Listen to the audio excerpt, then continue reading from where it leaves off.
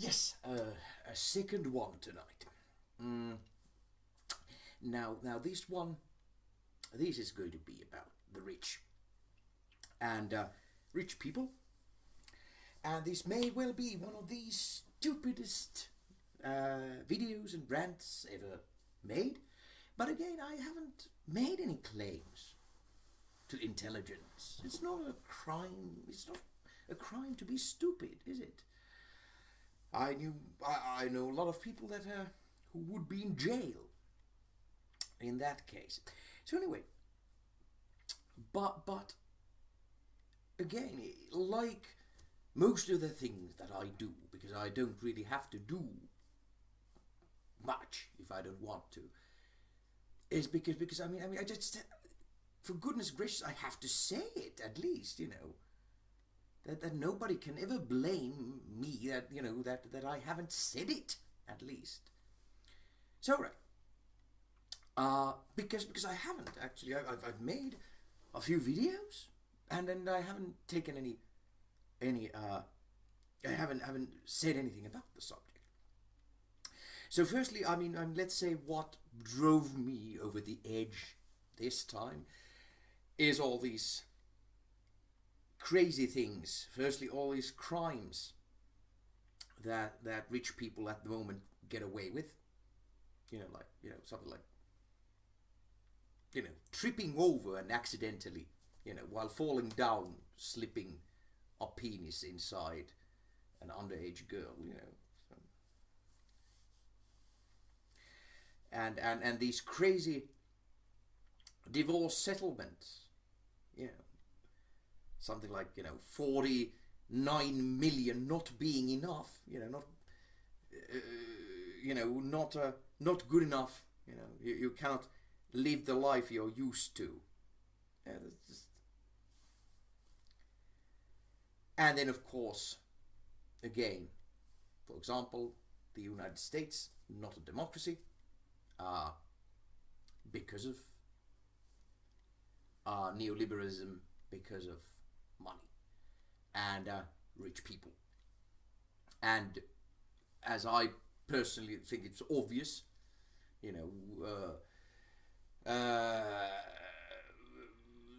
the main plan behind the European Union is to make it another United States, so to speak, a United States of Europe. Also, you have a very small body that billionaires can control. Exactly the same thing in the works, so to speak. So it is important. So let's try and start from the beginning. I've said this something like this before, and again, I've heard, I'm very glad I've heard several progressive people say this too.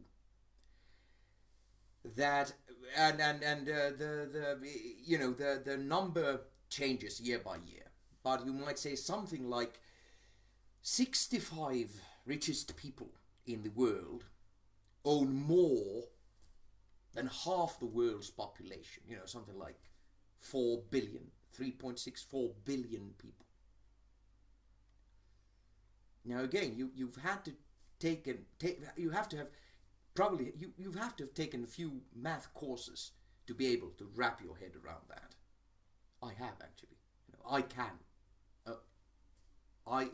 I feel that as well as anyone, I can actually understand the total insanity of that. But then I think it was 2014 or something, around there, when the situation was so that if you had divided the world among all the people in the world, every person would have had 20,000 square meters of land, of space, land of their own, area of their own, and 422 or so trees. And I'm not going to start converting meters to feet or square meters to acres. Actually, if I remember correctly, for example, the U.S. Congress approved the metric system, I think, in the late 1900s, I think. So it's, time to implement. And as I said, actually, after Bernie Sanders, Lincoln Chafee would have been my second choice. Anyway,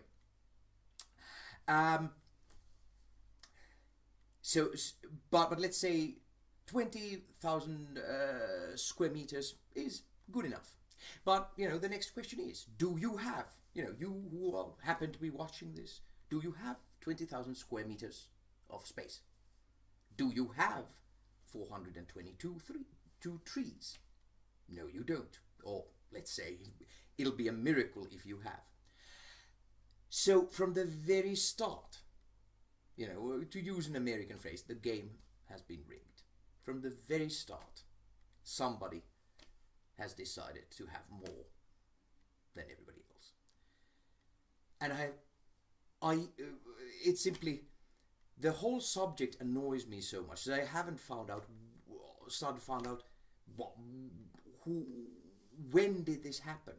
I mean, how did, so to say, aristocracy became billionairecracy? I don't know. That basically the same crap that was going on, in the old days of aristocracy, it changed form, so to speak, and became billionairecracy. Is that a word? No. I have no idea what happened. I only know that the thing is completely idiotic. And let's say, again, that the complaint is going to be that I'm somehow envious, that I'm not a billionaire myself, and I'm envious of all the billionaires. I can't see why I would be. Quite honestly, that's crap. I've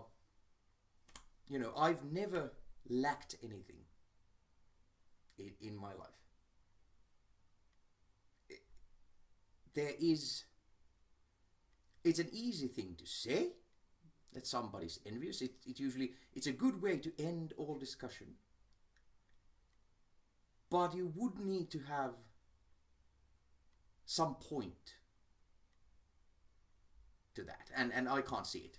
So anyway, I've never understood the point. And I have to take it on faith. There are many things that again, it's probably, I've had somehow blessed, again to use a word that I shouldn't, life. I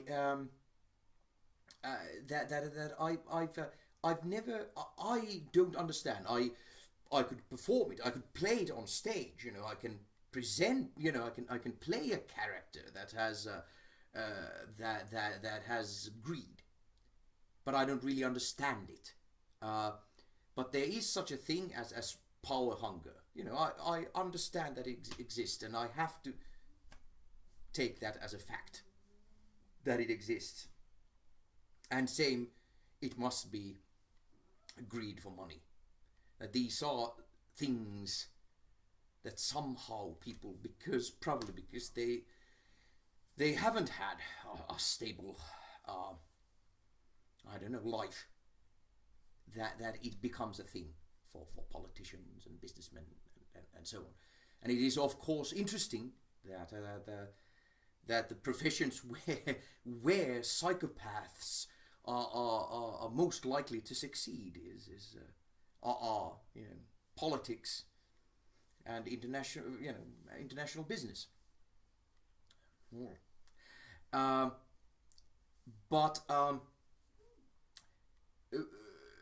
Again, I just have to take it as a fact that when you have huge amounts of money, you just want more money. I truly cannot understand it for the life of me, but I have to accept it. But again, I have absolutely no idea why that wouldn't be insane, and why it should not be fought against. And And of course one has to talk about sums.